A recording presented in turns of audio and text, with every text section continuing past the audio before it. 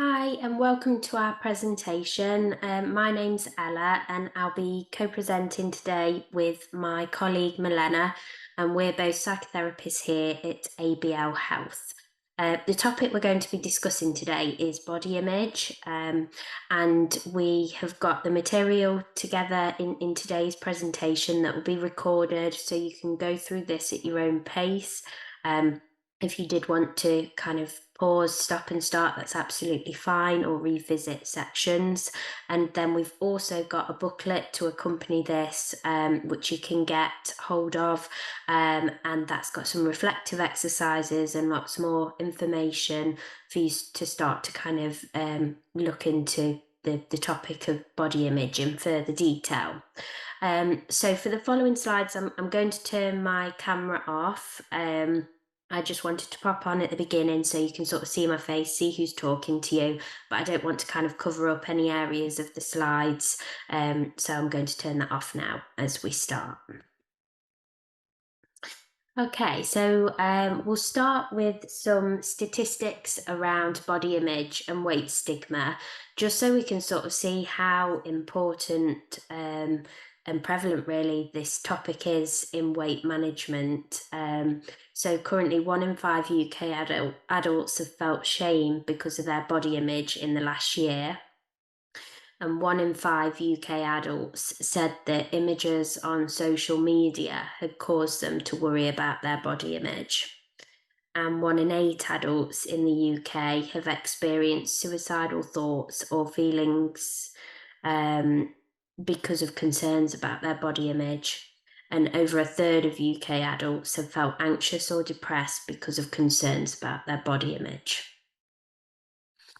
So to break down what we actually mean by body image, we've got 4 different areas. And so we've got perceptual, and that's the way that you see your body. And this isn't always necessarily a true perception of your actual shape. Then we've got affective, and that's the way that you feel about your body. And these can be both positive and negative emotions.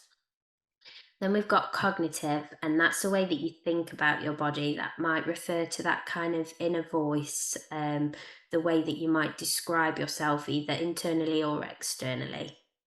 And then finally, behavioral, and that's the behavior that you engage in as a result of your shape or size. So I'm going to break those down into more detail. So if we start with perceptual, so when we're looking in the mirror, that's the way that we see our body, and it can feel very real. It can feel that what we're visually seeing in the mirror, it is kind of a true reflection of ourselves, but that's not always the case. Sometimes we can be seeing a bigger body or a smaller body than we actually have.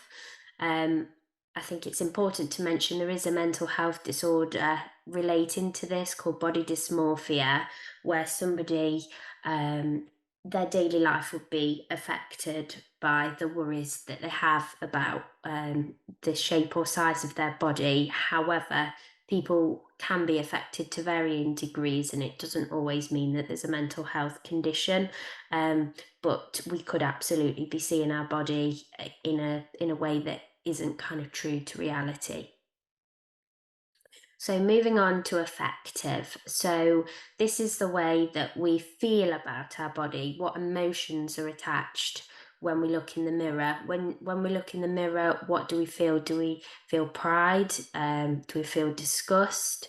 And this can then often kind of lead to problems in kind of day-to-day life and enjoyment if those kind of thoughts are kind of consuming us, because obviously it's normal to have feelings about our body and we don't have to like every single aspect of it, but it's a problem if that's impacting on kind of day-to-day life. So then the cognitive aspect, so the way that we think about our bodies, so this can encompass things like self-talk. So that's how you might sort of describe yourself in your own mind, things you might think when you do look in the mirror, like my legs are fat. and possibly the way that you then might describe that to somebody else. Obviously, sometimes that can be disguised as a bit of a joke, um, but it all plays into kind of the perception that we have of ourselves. So finally, then we've got behavioural. So that's the behaviour that we engage in as a result of how we feel about our body image. So, for example, if we felt we were too big, we might overexercise, we might undereat, or because we feel such negative emotions about the way that we look, we might end up overeating, which is characterised as sort of emotional eating.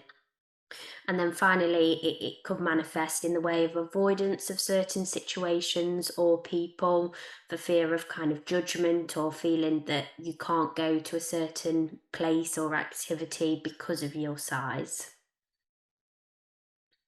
So, diet culture, we're going to look at dismantling diet culture, but diet culture is really kind of common, particularly, in this country. And it's sort of, diet has moved away from what its sort of origins were. So, it used to refer to only the kind of factual food and drink that's been consumed. Um, but in the 1900s, that term kind of moved away from that meaning, and it started to be characterized by restriction of certain foods, so that someone can lose weight or change the shape of their physique. However, although that's where the term came in, diets themselves, the restriction of food and drink, were around long before the phrase. And the first diet book was actually printed in 1558, and that was called The Art of Living Long. And then ideal body types arose in the 1800s. And that's when beauty kind of became intertwined with physical appearance. Now, obviously, beauty standards have changed a lot over the years. If you sort of think back to Marilyn Monroe, and that kind of more curvaceous figure being celebrated, to then kind of the stick thin models. It's sort of, we will be covering the media, so I don't want to say too much about that now, but it's sort of to start along that thinking um, line of how beauty standards have changed, and based off what is kind of put in front of us as the kind of ideal expectation, um, is not really based around health, it is around kind of beauty. So, why is it so important to reject diet mentality? So, some of the reasons, obviously, that I just mentioned, but another one is kind of that how it encourages us to label food as good and bad. So, for example, let's say donuts being bad, broccoli being good. Obviously, they're very kind of stereotypical examples, but it's sort of just to give the picture of what I mean. And the trouble with that is that when we're kind of striving for either good food or bad food, and then we eat one or the other, we then can internalize those labels and start to believe that we are good or bad because we have eaten either that good or bad food. And it also shifts the focus away from nourishing the body and can lead to deprivation instead, which is never sustainable because often we feel very miserable. Cravings will be heightened. If you're saying to yourself, all day, you can't have that, it's wrong to have that, you're more likely to kind of obsess and think about that, and therefore at some point cave and have it. And then that creates a negative cycle where you then beat yourself up for having that kind of forbidden food. So, having a slightly more relaxed approach and thinking about having a balanced, nutritious intake of calories as opposed to counting them or looking at whether they're good or bad, it is far better for kind of our mental health and how we feel about ourselves. So it's not always easy to fight diet culture because it is often all around us, whether that be with kind of the relationships in our lives, social media, people around us. And so there's a few things that you can do for yourself. And so that's kind of avoiding certain media outlets that you feel might play into that negative feeling about yourself and what you're eating. Focusing on what your body can do. So rather than their size or shape, thinking about all the things that your body allows you to do, like your ears allow you to hear, and you're listening to this presentation now, for example. And you can also educate yourself on different types of health. So it's not just about the size of your body, it's about your overall health and what that means. And I will go into that in more detail in future slides. Um, okay, so how does diet culture impact body image? So the way we think and feel and behave towards our body can then become indicative of its size rather than ignoring the many great things that your body does. So we sort of get caught in this cycle of beating ourselves up for our size, when in fact there are so many things that our body does, and they kind of get ignored, and we hone in on those negative or perceived negative things. Um, and then that can impact on our self worth. So, as previously discussed, the diets are not sustainable. And then we'll have that sort of cycle where we might experience multiple failures. And then that can lead us to feel that we're a failure and view ourselves in a negative way.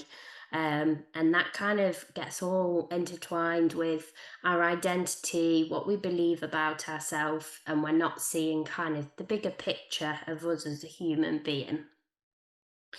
And so, if you just take a minute to think, can you relate to thinking, I have no willpower, I'm so greedy, or I'm useless? So here's a quote that I felt was quite fitting for what I was trying to say there about diets. So the definition of insanity is doing the same thing over and over and expecting different results. So why diets don't work? So everyone has a natural weight, and that can be different for different people, and there are lots of different factors that can affect what your natural weight might be. One of those is genetics, and that will vary from person to person.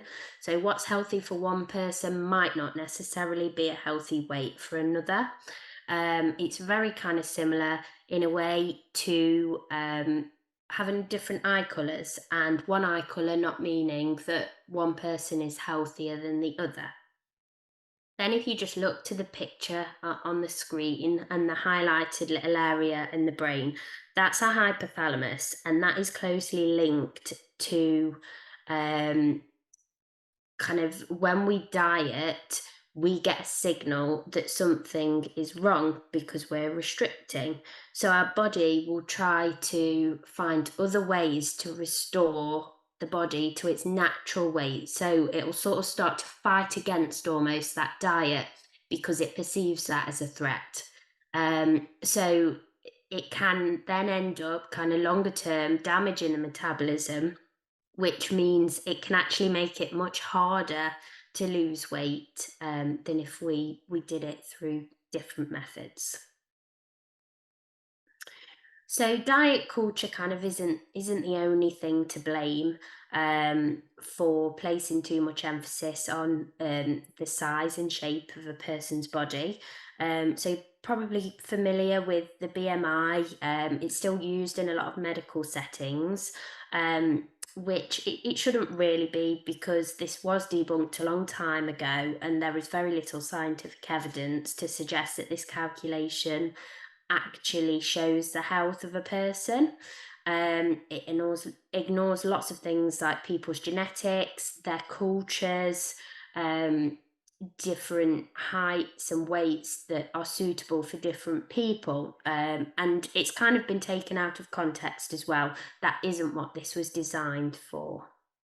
So it's a shame, really, that that's still being used in medical settings today. So, the link between weight and health. What we weigh is often used as a measurement of our health, and often, it can be assumptions can be made about our health. Think we'll be told we're at risk of X, Y, and Z, and whilst there can sometimes be truth in that, and there are conditions that can be linked to excess weight, there really is not enough evidence to prove that weight is bad exclusively for our health. Um, there are lots of people that would be considered kind of fat or obese, however you want to describe that. But they're actually very active, very fit, engage in lots of physical activity. They eat nutritious food, and they would be told that they're not healthy when in fact their behavior and what's in their body would suggest otherwise. And then on the flip side to that, a person could be very thin but not be fit at all, not engage in physical activity, eat very unhealthy food, and because they're thin, it'd be assumed that they were healthy. But actually, it shows that the size of the person really is not a simple equation to equaling good or bad health. So here's another quote, and that's saying everybody needs to be the same weight is like saying all people should be the same height. So leading on from that, there are some common myths about weight, and these are kind of all around us. And so by kind of being aware of them, we can start to challenge them for ourselves. So some of those are that overweight people are lazy. Overweight people lack willpower. Overweight people are lacking in intelligence. Overweight people are unattractive. And being overweight was self inflicted. So, if you just give yourself a moment, how many of these do you feel that you have believed? And how many of these have you believed about yourself? Now, it's okay if you have. The first kind of, recognizing that is where we can start to challenge that and realize that actually it's not as simple as that. There's lots of factors that play into a person's weight, and therefore, these are not kind of true statements. So, moving on to health promoting behaviors. So, if we're rejecting that diet culture, we're losing the idea that actually a smaller body equals health. What would we be focusing on? And that would be, how can we be healthy, and what kind of behavior should I engage in to kind of achieve that? So, physical activity, obviously, it is very good for us. And again, that's not about losing weight, that's about kind of looking after our heart, our bodies, um, and also kind of the links to mood as well that physical activity has. So, there's lots of things about it that are not directly linked to weight. But finding an activity that you enjoy makes all the difference, because if we're engaging in physical activity that we don't enjoy, it can start to feel like punishment. Again, it's very similar to that kind of deprivation cycle, with the food, in that if you don't enjoy the exercise, at some point you're probably going to stop doing it, and then you're probably going to feel very bad about that. So finding something that you enjoy is key, really, because then you're far more likely to keep that up. And then connecting to your body's hunger and responding to it rather than depriving, rather than feeling that in order to lose weight, you need to feel hungry all the time. When in actual fact, our body's letting us know that it needs some food. So we're sort of taught very strict rules growing up around food, of how many meals per day we should have. Um, and therefore, it sort of sometimes we've got to rewrite those rules. We've got to reconnect to ourselves and what does our body need and when is it telling us that we're hungry. Um, and then eating nutritious food. So thinking about what we're putting in our body. So that's having a balance, and that doesn't mean that everything has to have really high kind of nutritious value. It's about getting balance, things that you enjoy, things that are good for you, and working with that hunger scale. So we're not eating when we're not hungry, for example, and if there's an emotional need underlying that, we're meeting that in another way. So then reducing stress, that's also a really, really important health promoting behavior.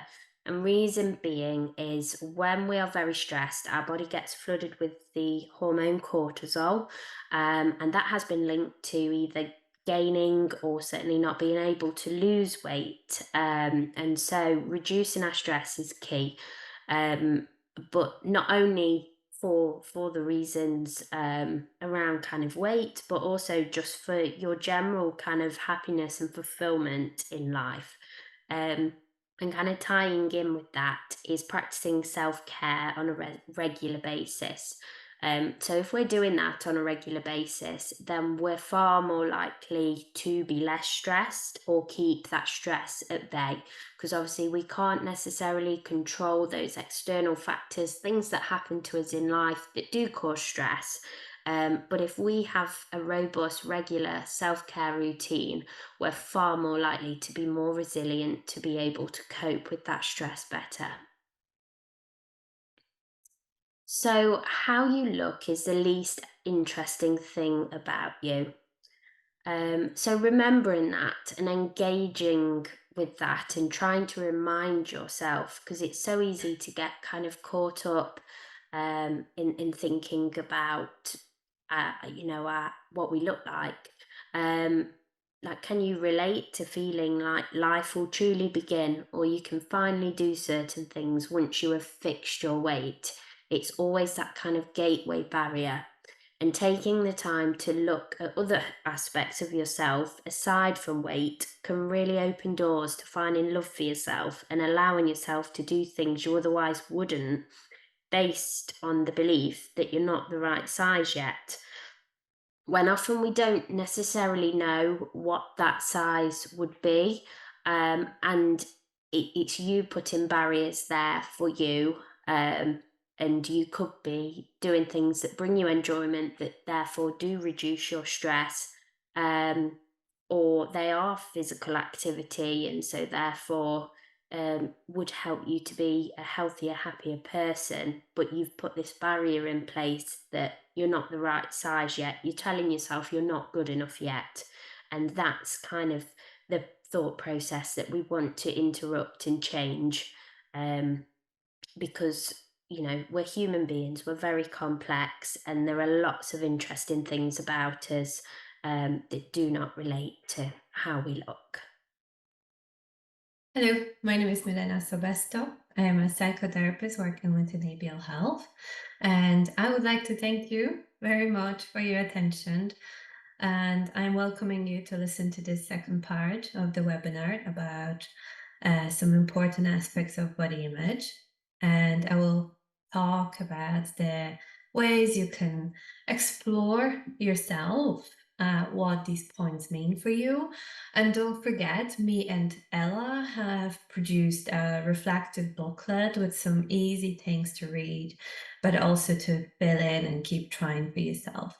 First of all, very much congratulate yourself on starting the journey with our service, and please take one step at a time with this journey. In this webinar, I will tell you some important considerations as you are approaching the lifestyle change, and to remind you to look after you at every step. We are obviously here to support you as best as we can. And if you would like to discuss any aspects included in this webinar or the booklet, please let us know. So going back to the webinar itself, remember, body image is about how you perceive yourself.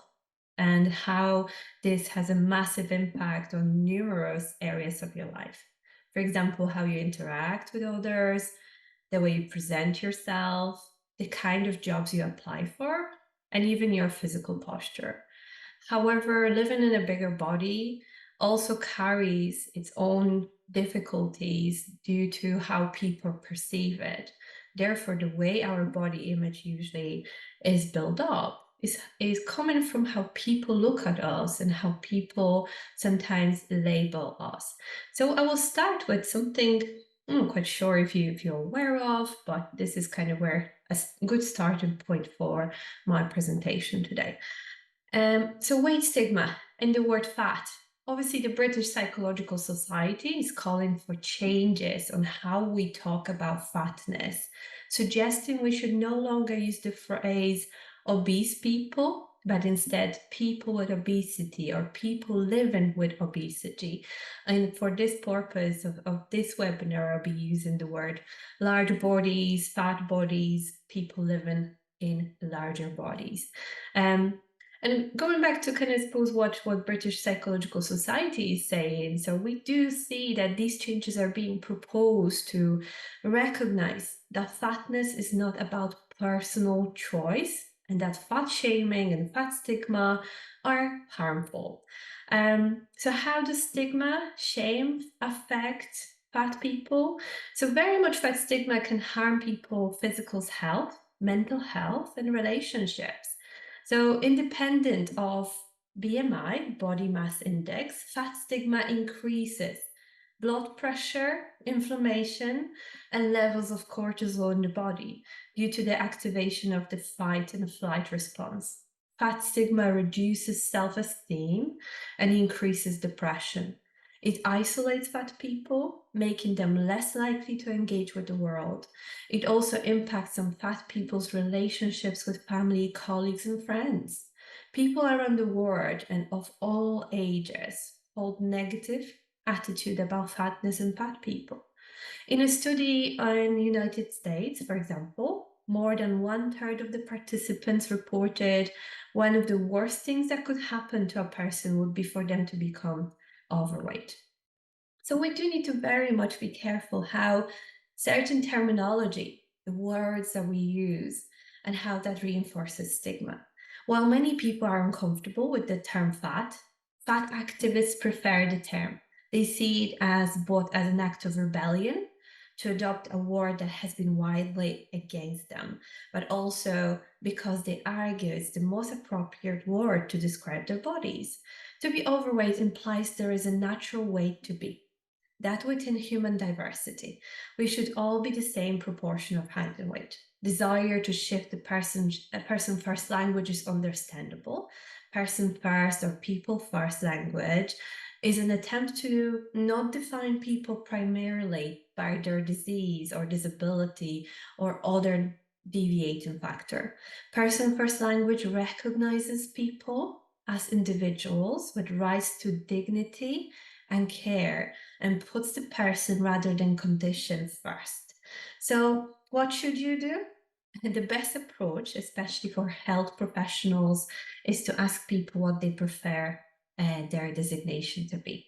And for the rest of us, to acknowledge that what an individual wants to be called or how they want to talk about their experiences is up to them, not us. If a fat person wants to call themselves fat, this is not up to the non fat people to correct them. Shifting the language we use to talk about fatness and fat people can reduce the stigma, but continuing to frame fatness as a disease is not a helpful contribution. So when we talk about sort of fatness and obviously correct language, what I would like to, I suppose, introduce you to is to also think about neutrality. When we establish some neutrality with the language around the body, and you also reflect on your own preference, I'd like to introduce you to body neutrality before I go into some more practical ways to tackle your body image.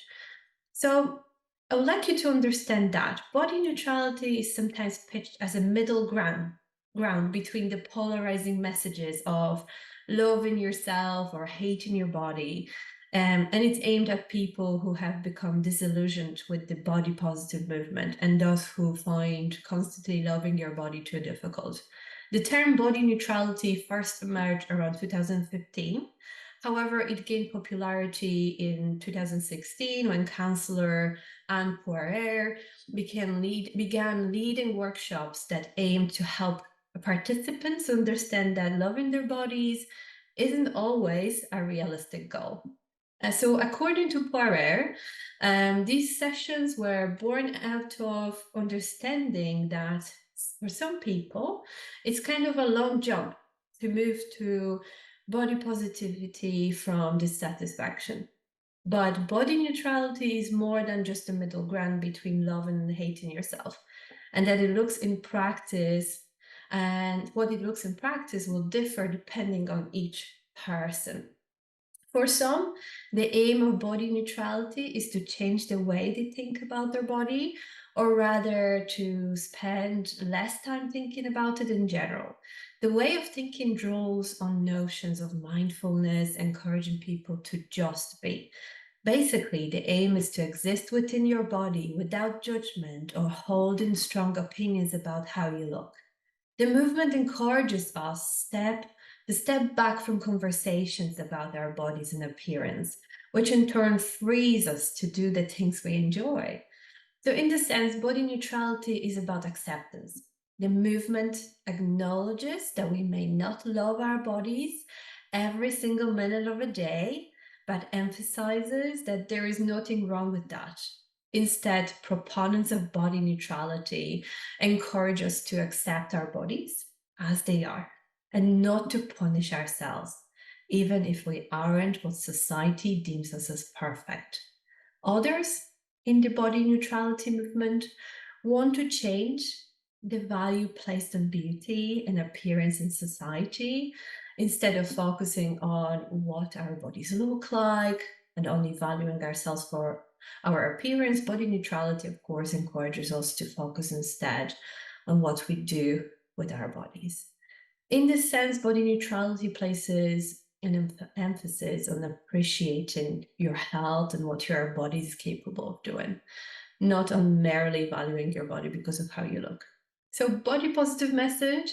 So, as you could see there, definitely focuses on outward appearance. And given the buzz around body neutrality, it might come as a surprise to learn that there has been very little research on the benefits of body neutrality. But some researchers are concerned that in practice, body neutrality may even result in more negative body image, especially people end up merely tolerating the bodies. So I suppose it's kind of interesting to think about how can I mix both of them and look into kind of the benefits of what works for you. However, body neutrality, of course, shares may similar tenets with what researchers call positive body image. Positive body image generally involves caring for your body, being comfortable in it, and accepting any perceived imperfections of unique physical features.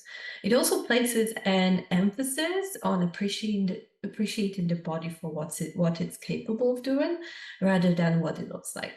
While this way of thinking is very similar to body neutrality, the two aren't entirely the same. One way of thinking about this is that body neutrality is a sort of stop on the path towards positive body image, while both emphasize an appreciation of what our bodies do for us rather than what they look like. Positive body image involves a more active care, appreciation, and respect for our bodies. A wealth of evidence shows that positive body image is associated with range of benefits.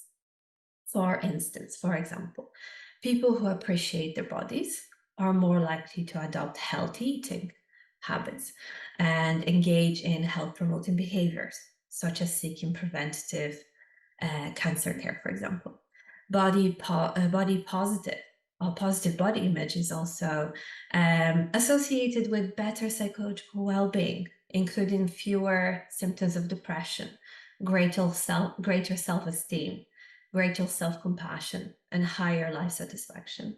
So whether you choose to aim for a body neutrality or positive body image, is ultimately up to you and will probably depend on a lot of your own life experiences and current feelings about your body. So there are a number of resources, both online and in print, that can help you get started with body neutrality or body positive body image. And of course, you can have a look at the booklet we've produced with Ella as well. Um, so as there are many activities you can do that may help you develop greater appreciation for your body. These are known as embodying activities. These help very much to promote a sense of living and inhabiting our bodies. These include feeling a connection and comfort, and of course, really nurturing that connection with the body. So, caring for our physical selves and resisting thinking about our bodies as an object. Some examples of embodying activities include dancing, yoga, participating in different types of sports, or even just going for a walk in nature. Embodying activities are taught to lead to embodiment or mind body integration, characterized by feeling of being within, at one with the body. So, research shows that participating in embodying activities can promote healthier body image. For instance, one study found that compared to non-yoga participants, yoga practitioners had more positive body image and were less likely to objectify their own bodies. So have a think about your own body, practice this and how you have been treating your body and where do you sit with, whether it's body neutrality or more body positivity that is your preference. So, as we know, while there is a stereotype that people who consider themselves less attractive will struggle with body image, anyone at any age can have insecurities about their appearance. So, if you find yourself criticizing your appearance or you are preoccupied with how others perceive you, here are some couple of tips and tricks for how to improve your body image. So first of all, we start with identifying challenge negative thoughts. The first step in overcoming a negative body image is to develop an awareness of the negative thoughts you have about your appearance. Our thoughts are often automatic and they pass through our minds without being challenged. So pay attention to the self-talk that you use whenever you look at yourself in the mirror, make a mistake, or have an awkward interaction.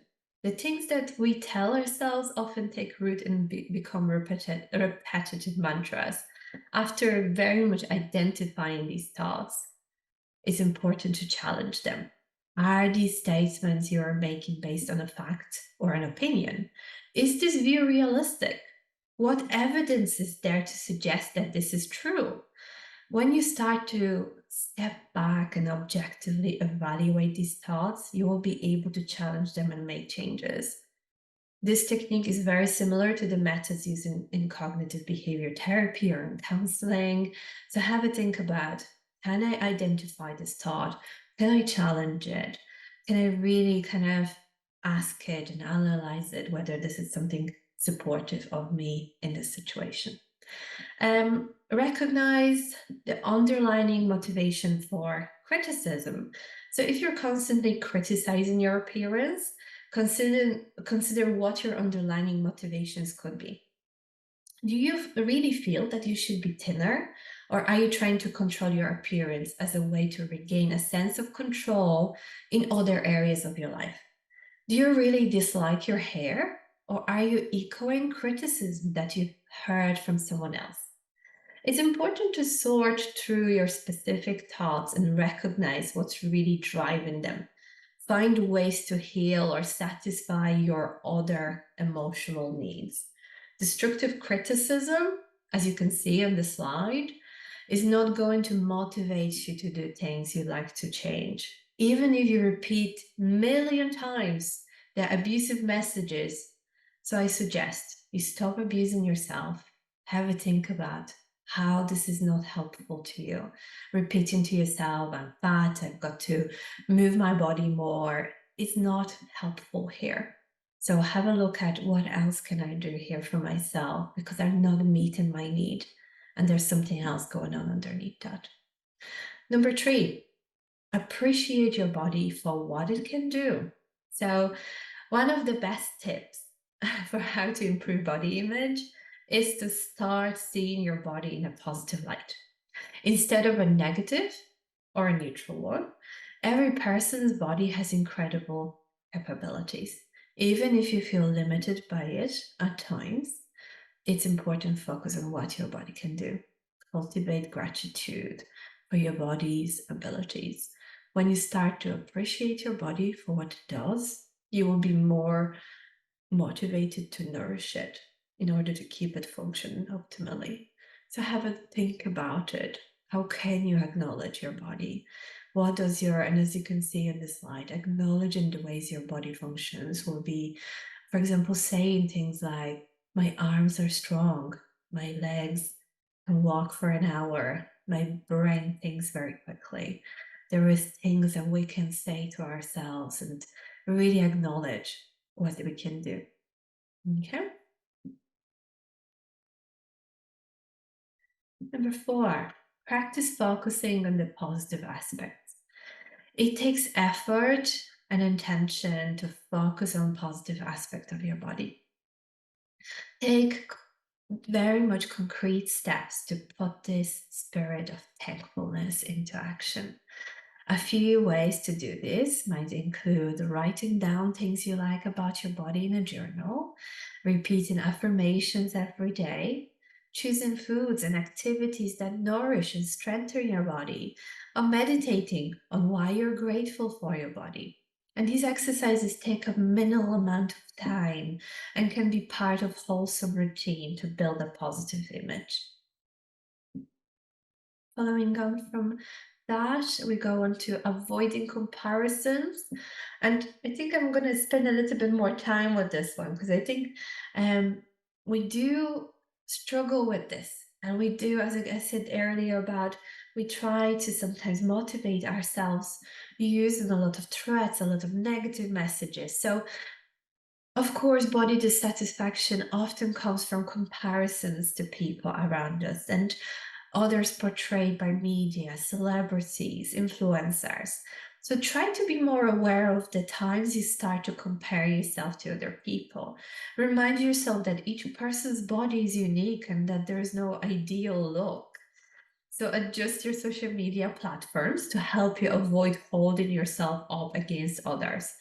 Feel your social media feeds or magazines, or even if it's certain TV shows that you watch, perhaps choose them that obviously choose ones that include or have a representation with unique and varied body shapes and abilities to limit your sort of exposure to certain sort of difficult body images out there that kind of impose the sense of I've got to have a body like that because these bodies are the only bodies worth looking at. So I think it's very important as well to really kind of reflect on for yourself. Comparison can be a tricky one, especially when you're aware of your own inner fat phobia. Remember, we are not born fat phobic. We acquire it over time, and we do all have issues with it, and we need to challenge this so it does not spill over onto how we view ourselves. Sometimes someone wise once told me about this helpful metaphor that I use with my clients when we work on body image. It represents the difference between pain and suffering. It's the idea that if we were shot with an arrow, it would be painful, right? But instead of removing the arrow, caring for the wound, what so many people do is shoot themselves with a second arrow, causing even more pain. So, for example, you have tried a piece of clothing and it didn't fit. It was a moment of pain. This is being shot with the first arrow. I can feel sad and frustrated. So instead of caring for that wound, reminding myself that bodies change, that we deserve to find a piece of clothing that fits my body, we often shoot ourselves with a second arrow, berating ourselves for our body changing, beating ourselves up. Are you removing the first arrow or are you shooting yourself with the second one? We don't have the choice sometimes about getting shot with the first arrow, but we have a choice about the second arrow.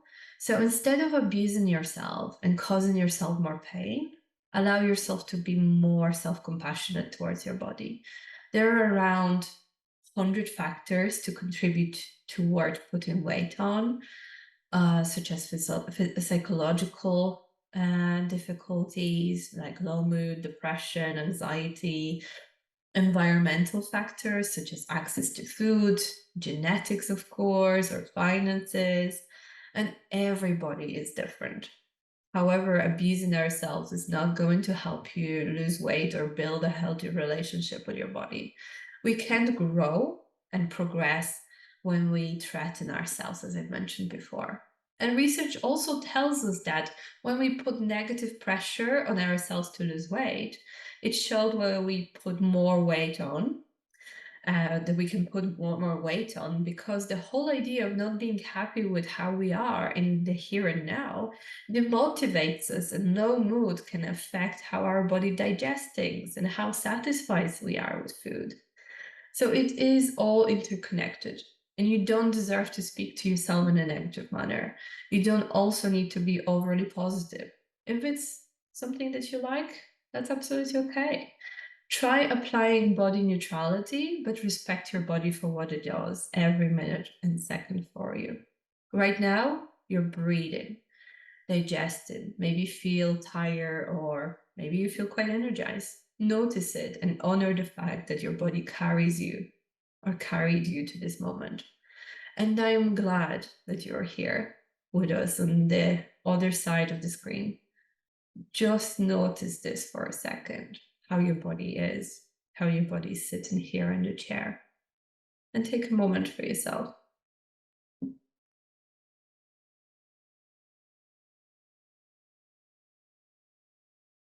Right. Challenging media portrayals. And this is something I've touched on just a minute ago. So, again, just being very mindful, uh, keeping in mind that changes, the images in the media, that these are not always truthful or realistic, and very much photo editing techniques are used to enhance appearances and challenge the unrealistic standards you see in the internet and in magazines, definitely movies and TV shows, or very much social media. So not only celebrities use editing software, apps and websites can be used by just about anyone to change their appearance, and assuming everyone looks flawless naturally can damage your confidence. So limit your exposure to these images by limiting internet usage and screen time, or delete apps that leave you feeling the worst. And as you can see on the slide, we all grow in different ways. So just kind of sit with that for yourself. You don't have to fit in to have a specific body, because everybody is different. So just going back to something about identifying non-physical traits that you admire. So just take the focus off of the physical and think about other traits you admire in yourself, such as your intelligence, kindness, creativity, that you're maybe a good mom, or you're a good friend, or you are actually very creative. So giving yourself that, maybe tap on the shoulder saying, I have other qualities in my life, and just remind yourself that you are more than your body, and you are also your mind and your spirit, your character and personality define you and define who you are as a person, not how you look on the outside. Surrounding yourself with body positive people, um, and evaluate your current friendships. Do your friends talk positively about their bodies, or are they often quite critical? So it's important to realize that your friends' comments can impact your own body image. Try to surround yourself with friends who speak positively about their bodies and appearance, because that will rub off on you. So internet can be a good source of this, since there are many forums and support communities. However, it's important to exercise caution. There are also communities that promote eating disorder behaviors and negative body image. So really think about support is important. Have a think who is there in your life that is really truly supporting you and is encouraging, kind of building up that kind of positive message around your body. Um, what I'd like to also kind of bring you into is embodiment practices. So, something I have mentioned a couple of minutes ago is embodiment practices, which I will tell you a bit more. So, what are embodiment practices? So, before we go into that, let's pause for a second. I invite you to take a deep breath. I know it's hard, but just do it anyway. And know your mind is saying, yeah, yeah, yeah, I've done all of this before. It doesn't matter. Your mind may know, but your body will appreciate it nonetheless. So take another deep breath and close your eyes for a moment. Become aware of your physical body, sitting or lying down. Just pay attention to your feet on the floor or touching each other. Allow your shoulders to relax, your belly and eyes to soften. Take your hand and put it on your heart and just notice your presence, your being right now, right here. And take your time to simply appreciate this moment.